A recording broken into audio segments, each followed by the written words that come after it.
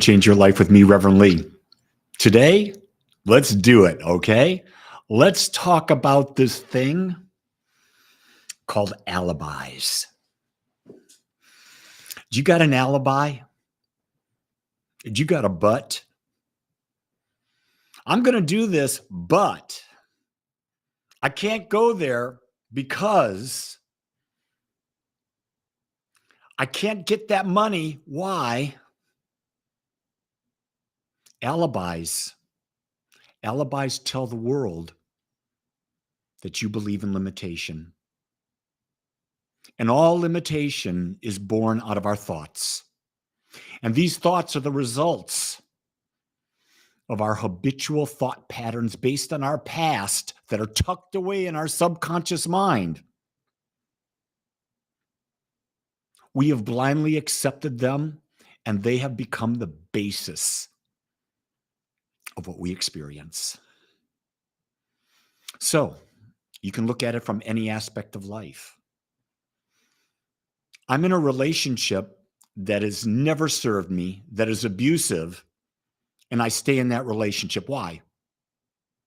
The only reason it can be is you believe in limitation. I want to have a lot of money. I want to be a millionaire, but you believe in limitation. I know I could be healthy if I only did this, but I'm not doing it. You believe in limitation. And when you believe in limitation, you forget who you are. You're an individualization of the infinite with all the power to create within you.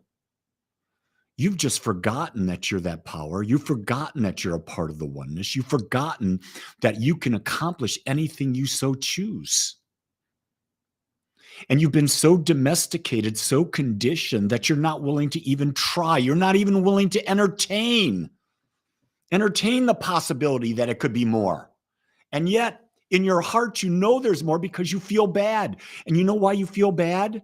You feel bad because you know you can have more and you're not doing anything about it. It's not that you don't have more that you feel bad. You feel bad because you're not going for it. You're not making the move. You're not using your inherent power. You get that? You have an inherent power in you. And it creates. It just creates. But you got to use it. And you got to know how to use it. And that power doesn't believe in alibis. An alibi says you're going to get what you're alibying about.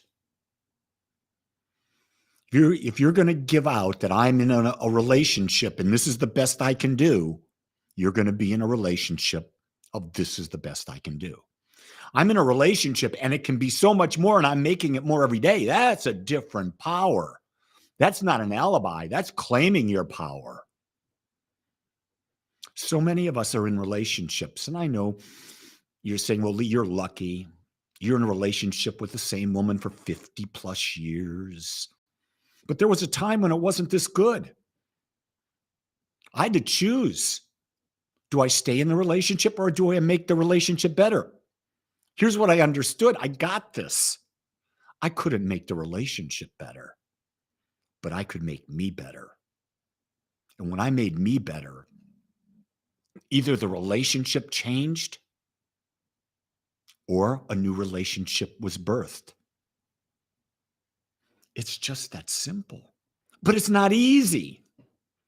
It's just not easy. It's work, but it's good work. It's work that you want to do. See, if you're willing to continue with your alibi, it means if you're staying in a relationship that's not conducive to you, that's not harmonious, that's not supporting and growing you, that tells me, number one, you don't feel worthy of a better relationship. And number two, it's not that high a value on your list. Because if it was a high value, you'd be doing something about this.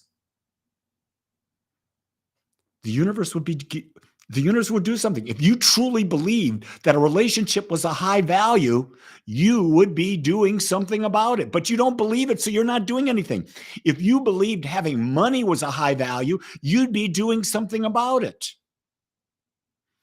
But when you combine the fact that it's not a high value, and you've got this pre-programmed set of alibis in you, guess what? You're going to stay right where you are. And staying right where you are doesn't feel good, does it? Because you're not meant to stay where you are. You're meant to grow. You're meant to expand. You're meant to have more.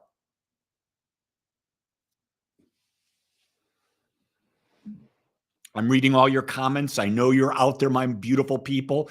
Know that I'm not neglecting you. I see you, Richard, and you, Real, and Corey, and everybody out there. I know you're there, and I'm so grateful you're listening because I can feel your energy, and it gets me juiced to talk even more. We've got to realize that the thought patterns that create our alibis are suppressed, buried in our subconscious mind. We don't even know they're working, but they're working behind the scenes.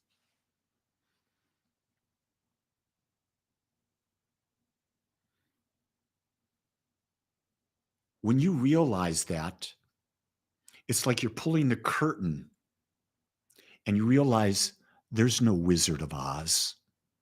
There's just a person pulling strings. And the thing that's pulling your strings are old beliefs, old patterns of thought that you're not even aware there, and you've forgotten who you are. Let me remind you who you are.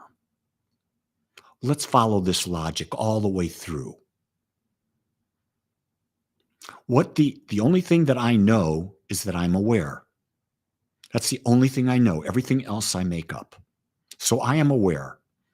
And in that awareness, I know that I have a body. I notice that I think. I notice that I feel. And from there, I notice other people, other beings. And because I can communicate with you, it must mean that there's a consciousness. One consciousness, because if there wasn't a connection between us, how would we understand each other? And because there's this consciousness, then we start to go, where did I come from?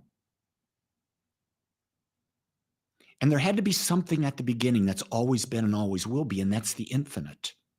I don't call it God because we've distorted what this meaning of God is. We've made God to be an anthropomorphic being that we must bow and pray to, and that's not what God is. God is a power and a presence that is everything, infinite, all perfect and complete. And this consciousness, this awareness that created everything out of itself means you and I are created out of it. And its power to think, its power to create is the same power that we have available to us because we're it expressing individualized. So if we can embody the fact that we are it, individualized with the same powers in there, and it gave us the freedom, to create whatever we want. Wow. Wow. So Corey just popped in and said, God is love. Oh, good is love. God is love. Infinite is love. What is love? Non-judgment. If there's non-judgment, then there's freedom.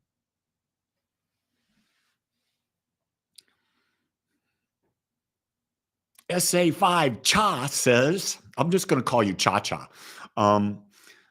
It's the society that teaches young people it's vital to have a good society when we heal. Don't rely on society. You create your own group. You find a group that you resonate with, and you build a society around like-minded people. Because remember, you're not going to change others. The key thing is find the people whose hearts are open like yours and connect with them. Tap into that energy. Come together and create a community within the community and let the light from this community radiate out and let the light transform. But don't try to convince. because you can't convince anyone of anything they're not ready to hear. But your beingness, being light, being love, can do unbelievable things, and you don't have to force it. You allow it. That's what love does. Thank you for being with me. This has been a great conversation this morning. Know that if you want more of me, I've got my YouTube channel. I've got my podcast, Thoughts That Can Change Your Life, Agape Spiritual Center, 2 different podcasts. One's weekly, one's daily. I'm on TikTok. Believe it or not, Reveille Wallach. Also, you can join me for meditation every morning at 7 a.m. Central Time, agapespiritualcenter.com. Go get the YouTube link. And this Saturday, 10 a.m. Central Time, we're doing another healing meditation. If you want to be a part of this, join me. It's a powerful experience. You'll come in, I'll teach you how to be a healer, and we'll have some healies there. With that, know that you're worthy. Know that you're magnificent. Know that you're beautiful. And know that I love you. Have a great day, everyone. Aloha.